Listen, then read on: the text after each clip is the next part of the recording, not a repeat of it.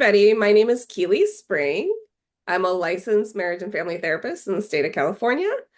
And today I have with me Leah, and I will let everybody here know I actually recently met Leah at a conference.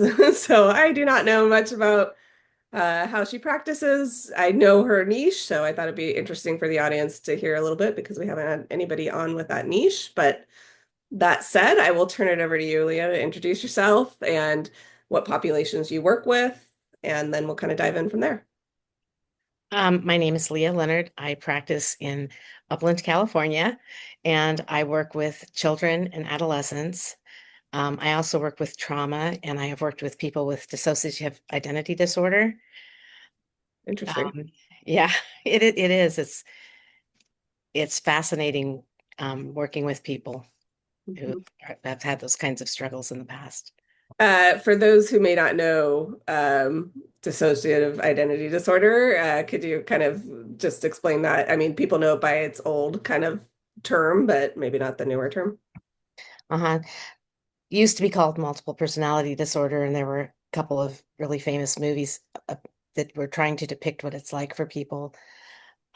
It usually occurs in people who have been experiencing um, horrific abuse from early childhood, and they form a different identity to deal with different kinds of problems. They tend to have identities of different ages, of different genders, and they specialize in certain tasks for the person as a whole. Fascinating. I'm sure we can talk a little bit more as we kind of tease out some of this stuff. But my first question to you, Leah, would be, how did you decide to become a therapist? I honestly wasn't very familiar with therapy, and I was working as a manager at a bank, which honestly I found to be not very fulfilling for me. And then I experienced a really significant loss, and I was kind of unsure what to do or how to progress. So I decided, I guess I'll go to therapy and maybe they can help me because it just felt like my whole world had stopped. And so after working with my therapist, I had integrated that loss into my life and gotten to a place where I knew myself a lot better, understood who I was, understood why I didn't like banking. And then I went through a period of what would make me happy.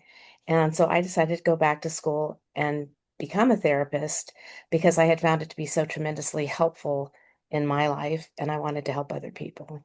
Hmm. Hmm.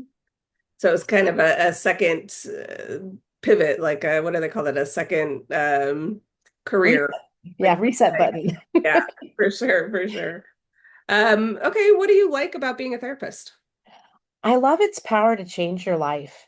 I think it can help you move past tragedy, process the everyday anxieties of life, and help you find joy. So that's a lot of things it can do for you. And I think sometimes it gives you an opportunity to maybe rewrite your story if you don't like the direction it's going. It can help you choose a different path, maybe find courage to make changes that you know you need to make, but you're afraid to make. And sometimes it even helps us be a better person or a more outgoing person, um, trust people more. And so I just think it opens up possibilities of things you could do in your life that you never really even imagined before. And Hmm. as a therapist, I think the cool thing is the client's doing all the work and you're just kind of walking alongside them, helping them on the path. Hmm. Kind of being that guide, the support, uh, Exactly.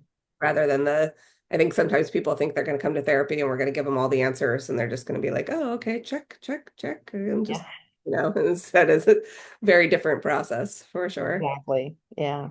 Okay, so you mentioned kind of three, I would say, distinct areas, right? Working with youth, adolescents, teens. You said teens as well, correct? Yeah. Children and adolescents. Yeah. And then trauma, Hmm. and that obviously ties into DID a little bit there, Yeah. a Yeah. lot there, I guess. Uh, Yeah. what are some modalities that you work with those different types of populations? I like insight-oriented therapies where you're making discoveries about yourself and gaining new understandings. Um, with children, sometimes I'll use cognitive behavioral therapy when the issue is changing behaviors and helping them learn better skills and better ways of coping with things. With adolescents, I usually let them explain to me what they would like to work on. And I let it actually, in general, I let all of my people I work with tell me what they want to work on at that time because they're the expert in their life. Um, I also use a theory called emotional transformation therapy. For people who aren't familiar with it, it's um, a therapy that uses colors and lights to help you access feelings that you might not be able to consciously remember or talk about, or it might be uncomfortable to talk about it.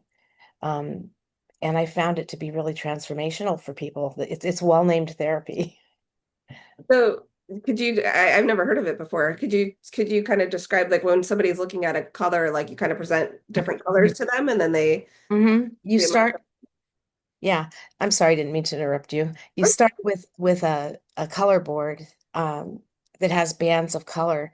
And when they're looking at the color should be stable all the way across the board. So if I'm looking at green, it should be the same green on the right side and on the left side. But often people will experience it as a different color.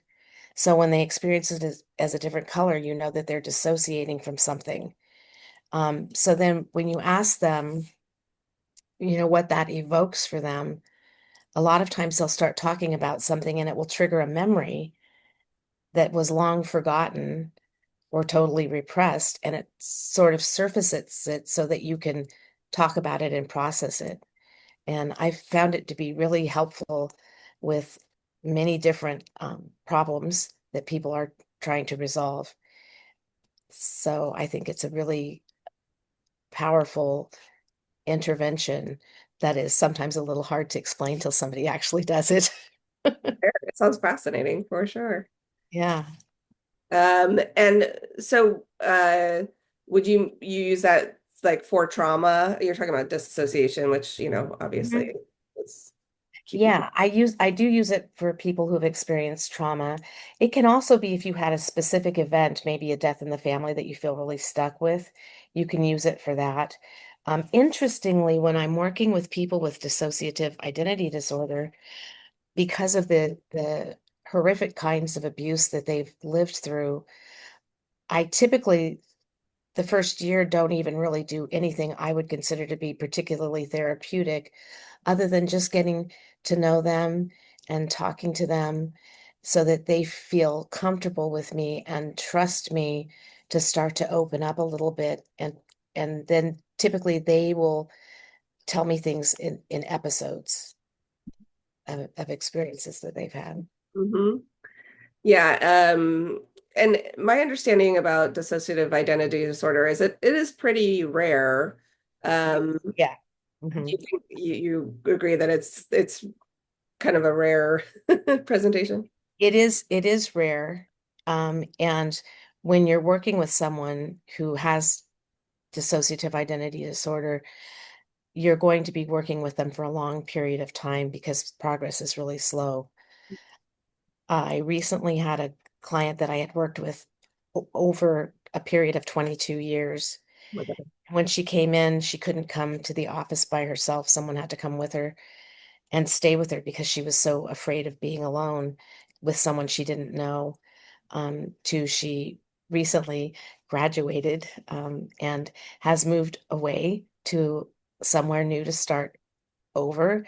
Um, she's expanded her world in that originally she couldn't drive. She couldn't leave her house. She couldn't do normal things like go to a restaurant. She couldn't go to a grocery store because she was too terrified to leave her house. And yes, it took a long time, but having someone trust you to walk alongside them as they start reclaiming pieces of their life, I think is the most powerful thing I've ever done. Yeah, it sounds very powerful. Um, and this is my own curiosity, but Mhm. you sometimes see in movies that the different personalities don't necessarily know each other, that there's like lapses of time. Is that kind of the classic presentation that you would see, or is that all for movies? I would say part of that is for movies. They do have lapses in time. My experience has been if someone really trusts you, sometimes they will have an alter identity that will come out in your session, and most people will experience a headache, and be a little bit disoriented at first of where they are. But then they resolve fairly quickly, and you're talking to someone who has different experiences and different memories. Um, there tends to be like a person who will handle stress.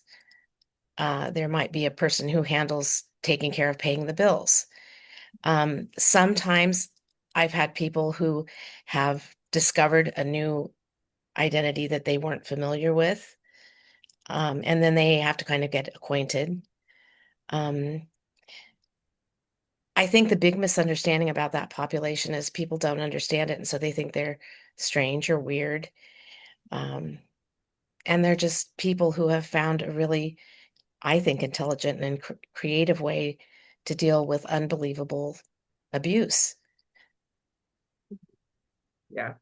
Yeah, I had a client recently tell me that a former therapist had diagnosed them with that they had seen like a very short time. And I'd Mhm. seen this person for years, and I was like, "It just doesn't, it's not adding up to me." But I think, there's a lot of misunderstanding, I think, about the diagnosis is where, Yeah. I'm certainly no expert, but I was like, I know you for a while here. The presentation is completely different than what I would expect. So what you're saying aligns. Right. They tend to come in and be very, very afraid of you. And that's why I always tell people that when I work with, usually I'll be talking to a family member and I'll tell them that I go glacially slow. You won't think we're doing anything at all. And we may do that for more than a year before they trust me. You have to work at their pace. And the other thing I think that is a misunderstanding is movies always say you want to integrate all those identity. They call them personalities, and they're really an alternative identity, that you want to merge them into one person, and that's health. And Mm, I disagree with that because I think each of those identities serves a specific purpose. So to me, you want to help them understand that they are there and be able to utilize that in a more cohesive way. But think that I think that when you get to know them, they're delightful people who have lived in terror their entire life.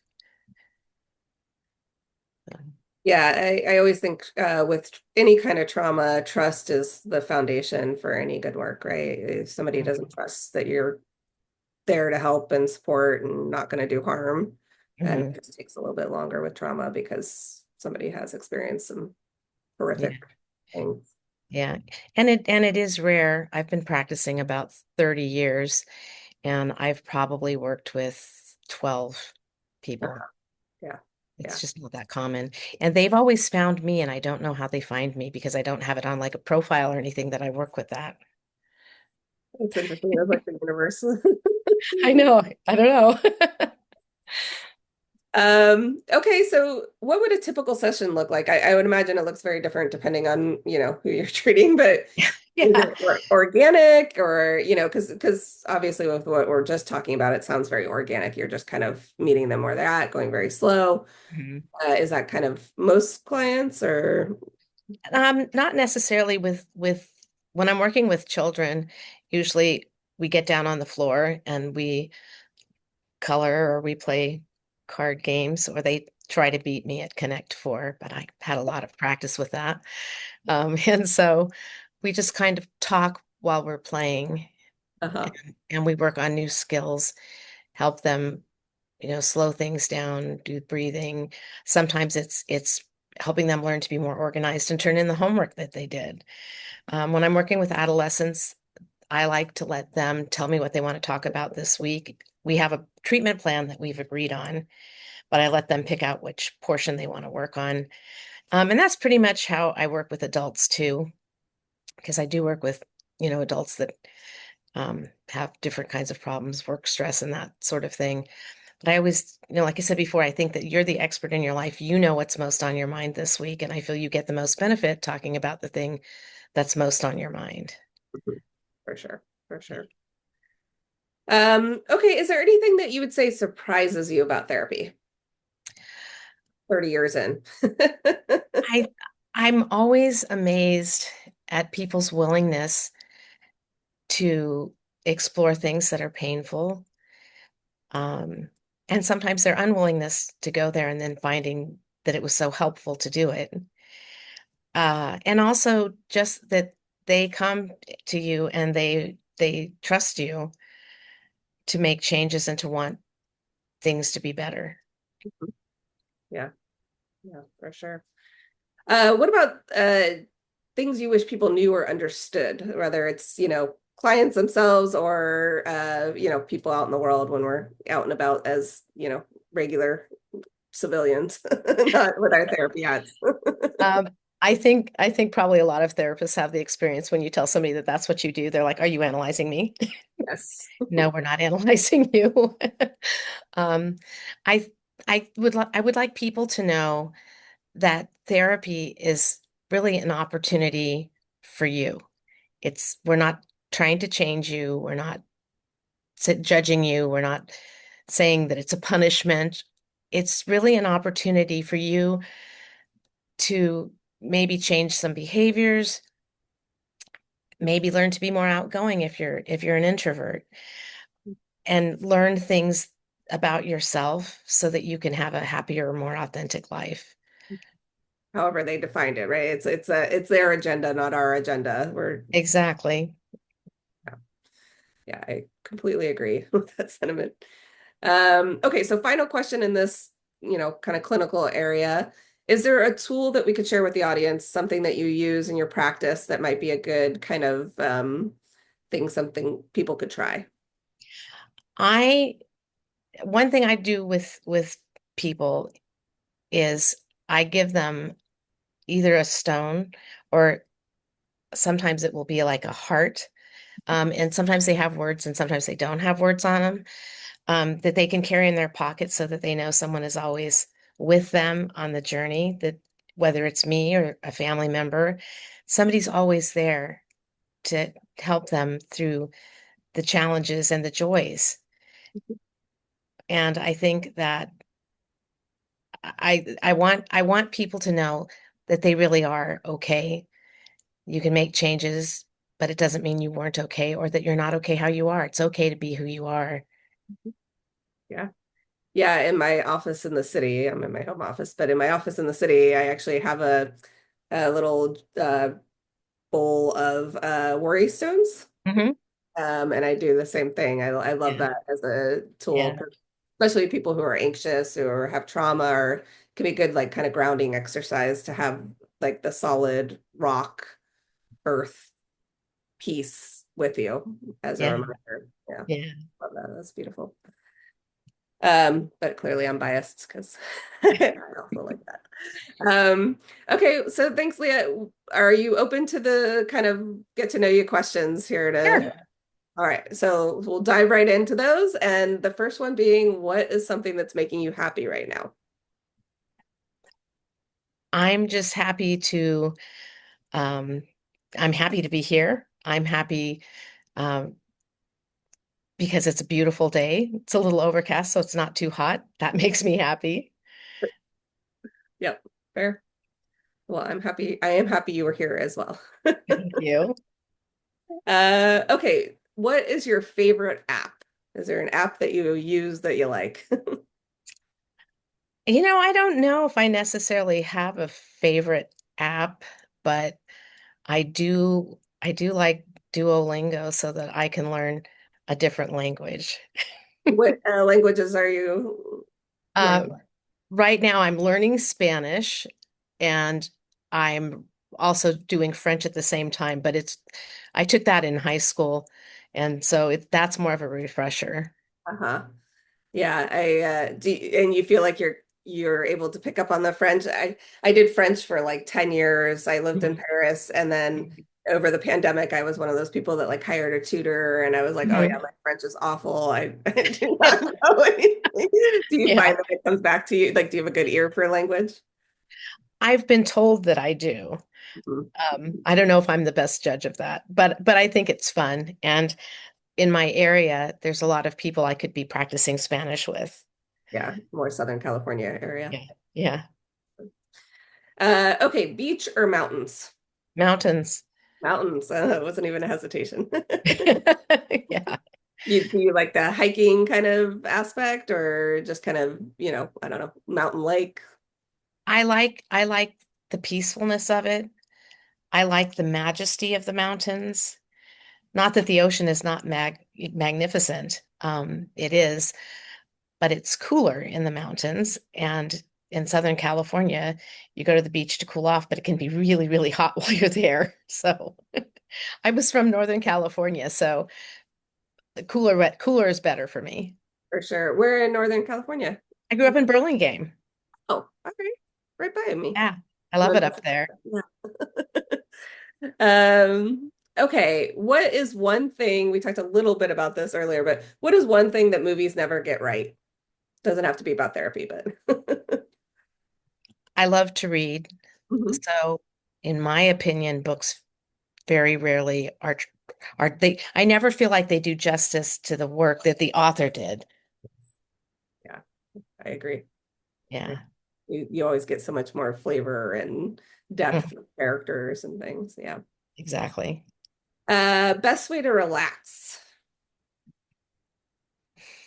I like to go for a walk and usually I'll go around my neighborhood and I like to take pictures of flowers while I'm walking. Lovely. Yeah. Lovely. It's a good time of this year for that too. They're all starting, yeah, It's beautiful flowers right now. for sure. Okay, dream trip location.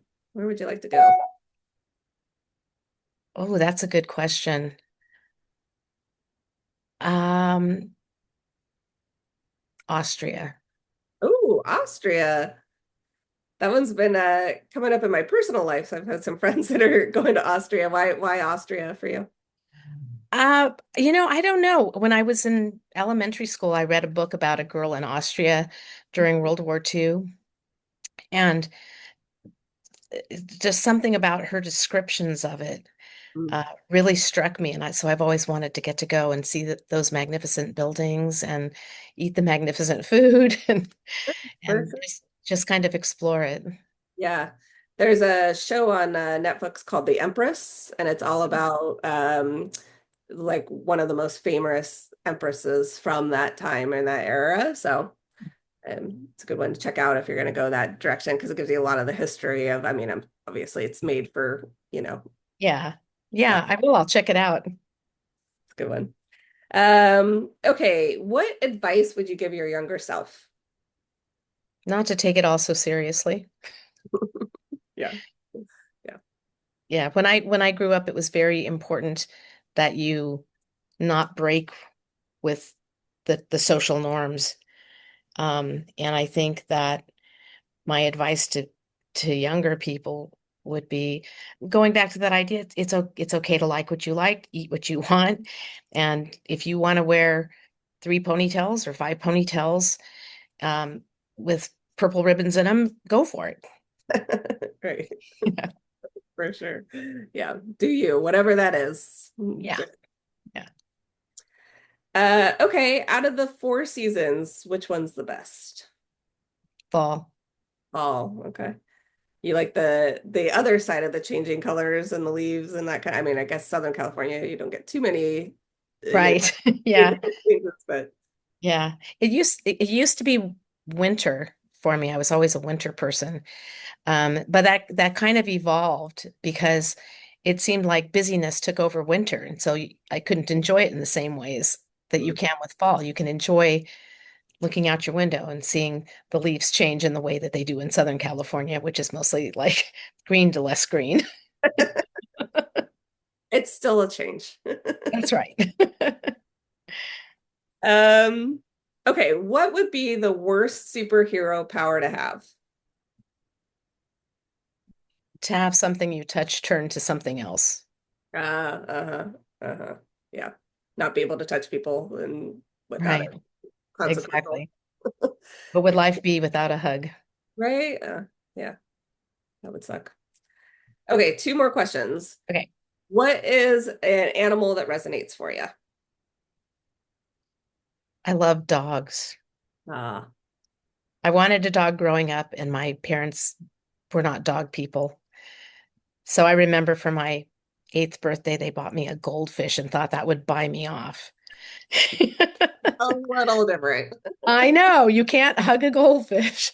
But I love that dogs are so accepting Uh-huh. and that they just love you no matter what. And when you're having a bad day, you don't even have to tell them what's going on. They just are right there hanging with you.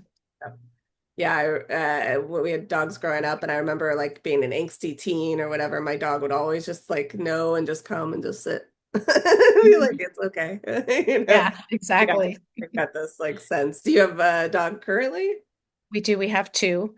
We have Zero, who's named for the dog in Nightmare Before Christmas. And he looks a little, as much as a real dog can look like the dog in the movie, he very much looks like Zero. And then we have another dog that looks just like a bear, so we named him Fozzie. I love it. That's a great name. Um, okay, so final question. When you look Okay. back at your life, what do you hope that you'll be able to say about it? That that I loved people and they knew that I cared about them.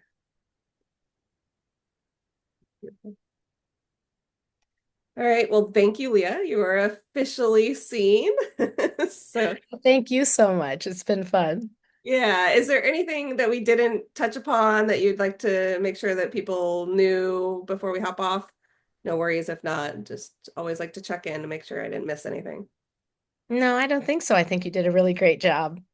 Thank you. Thank you. Again, thank you so much for taking the time. And yeah, for anybody watching, I will put Leah's information in the notes of this so you can reach out and get in touch. And yeah, thanks again. Thank you.